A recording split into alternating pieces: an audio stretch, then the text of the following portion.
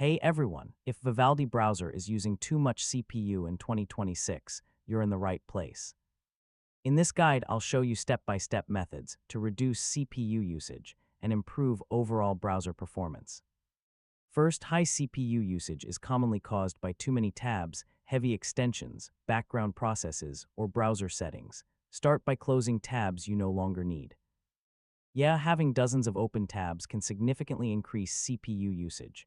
Next, restart the browser. This clears temporary processes and refreshes memory usage. Extensions are one of the biggest causes of high CPU usage. Yeah, disable them one by one and see which one is causing the issue. Open Vivaldi's built-in Task Manager to identify tabs or extensions using excessive resources. Hardware acceleration sometimes increases CPU load. Disable it and restart the browser to test performance. Corrupted cache files can affect performance. Yeah, clearing browser data can reduce unnecessary CPU activity.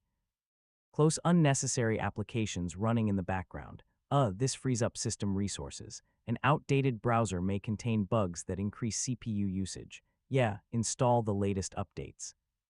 If CPU usage remains high, your browser profile may be corrupted. Creating a new profile can solve the issue. If nothing works, reinstall Vivaldi. Yeah, a fresh installation often resolves persistent performance problems. For better performance, keep fewer tabs open, remove unused extensions, and restart the browser regularly. A common mistake is leaving dozens of tabs and extensions active while expecting low CPU usage. And that's it. You've successfully learned how to fix Vivaldi browser high CPU usage in 2026. Thanks for watching, and I'll see you in the next tutorial.